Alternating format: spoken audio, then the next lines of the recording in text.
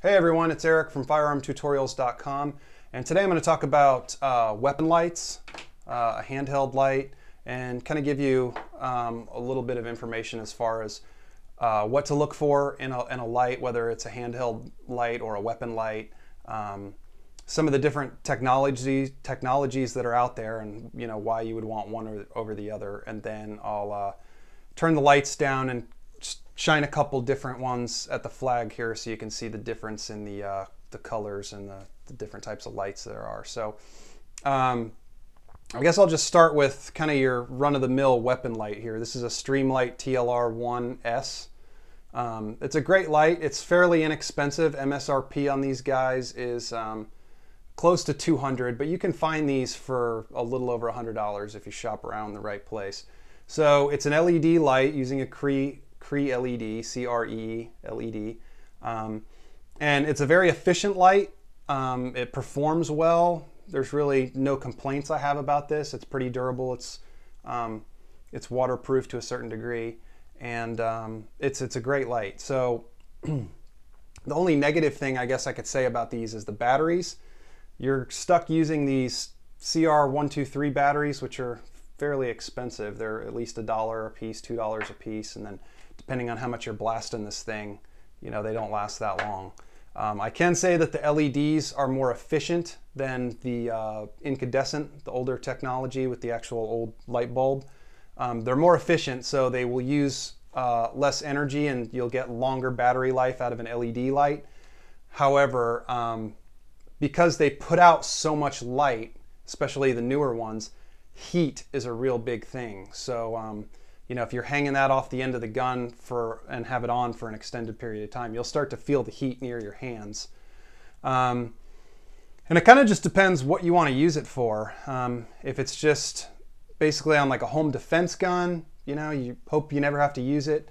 Or if you kind of want to go with a handheld light that you can use, you can put in your pocket and use for camping, whatever you want around the house. These are great options, but again, you're stuck using these batteries. These are pretty much the standard these days for LED lights.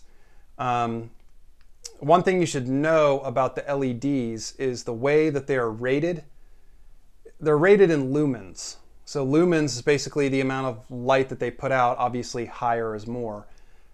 The thing you should know is that different manufacturers will measure the amount of lumens in a different way. So for instance, Surefire make some pretty high-end lights, but they're very expensive. They measure the lumens at a certain distance on the target that they're touching. So they could say at 5 feet we have 120 lumens here. Whereas some other manufacturers might say, okay, well, light where it's starting to project, that's where they get their measurement from. So something to look out for there. So it's not always apples to apples, so you can't just shop strictly on, who has the most lumens or what. There's also different features. Like I said, there's this is the TLR1S. The S means strobe.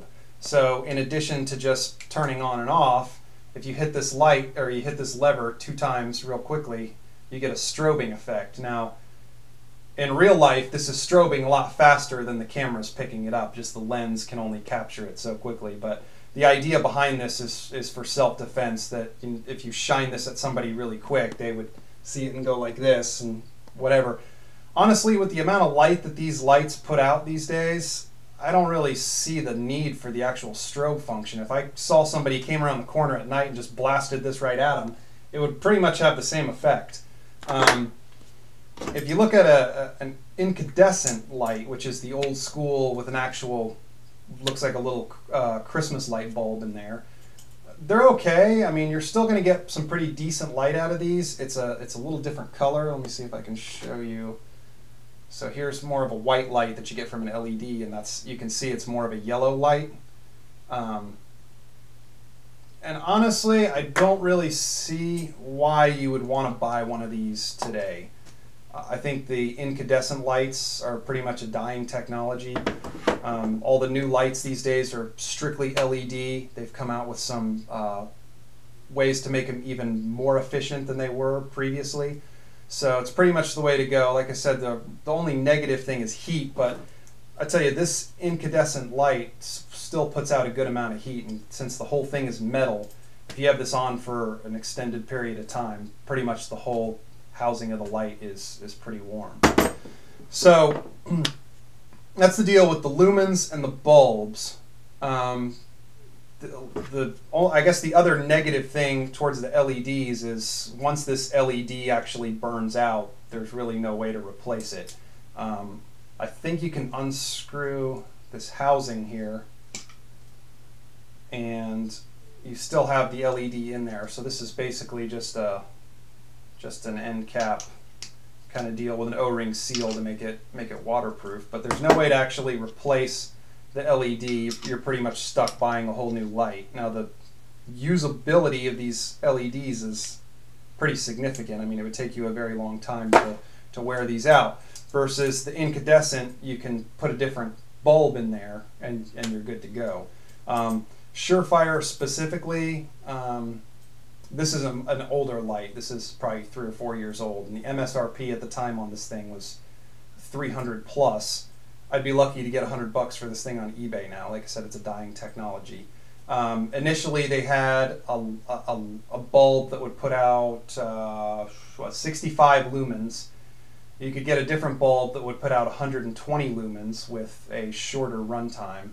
I did that. I didn't feel like the other bulb put out twice as much light. I mean, you could see it was, to me, I thought the perception of it was about 30 to 40% more light, not 100% more light. So something to look out for there.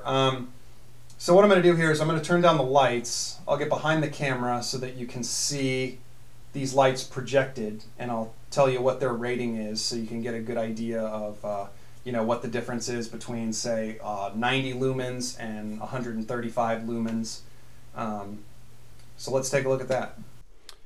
All right, so let's see. The first light I'll show you here is the Streamlight TLR3. This is the compact version light from Streamlight, and it's rated at 90 lumens, runs on a single CR123 battery. So let's take a look at what that looks like. So you see it's got a focused beam in the center, and then a gradual spread along the outside, which gives you a good amount of light. And this is fairly bright. I mean, I wouldn't anticipate really needing anything more than this. It gets a nice bright white light. Let's contrast that against the old, what is supposed to be 120 lumens incandescent. So you see that's a little bit bigger focused light and probably less of a spread. So there you see the difference there in size. You can see it looks a little yellow. It's really not too bad.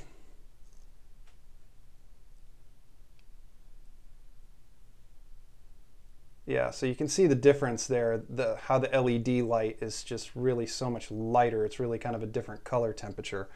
Now, let's go ahead and look at the Streamlights. Let's do the TLR3 again, which I said is 90 lumens. And then we'll do the TLR1S, which is supposed to be 160. So here is 90, and here is 160. So you'll see the spread is about the same, but the focused portion of it is a little bit bigger and a little bit brighter too. Now I think the jump from 90 lumens to allegedly 160, I mean, it is noticeable, but you would think it would be a little bit better. I mean, that's not too much of a difference. It's noticeable, but not too much. So let's take a look at the 4.7s, the handheld light. Now, this is an older light. It's still an LED. I couldn't find the actual rating for this guy, but I remember when I bought it, it was close to what the TLR1 is, so I would estimate that this is probably around 150 or so, maybe more. Actually, we might be able to tell now. So if this is allegedly 160, yeah, that's a good deal brighter. So I would say close to 200 from this guy. And kind of a similar light. You can see it's a little bit softer actually. The focus is a little bit bigger, but you still get pretty good performance out of those lights. And like I said, they're pretty efficient. They're going to generate some heat, but they are efficient, so you'll get a good amount of runtime on them. Something about this Surefire that I can capture with the camera here, but wouldn't be able to show you in person, is the infrared filter on this guy. So it's powered off right now, but then as soon as I activate it, the camera is going to be able to pick this up. But you see, it's a purple looking light there, and I'm actually getting a little bit of lens flare right here. You would not see this with the naked eye. If I look at this with my eye, all I see is a very, very faint red glow, which doesn't even, it looks more like a reflection than a light. Now I can feel some heat coming out of this thing. I don't know if this will actually project. Yeah, see, it's not going to project where the camera can pick it up. The lens on the camera is not that good. But like I said, you won't really be able to use this unless you have you know, some kind of goggles that will show you that. So that's pretty much it for looking at LEDs. You know, if you have any questions or comments, please let me know. So thanks for watching.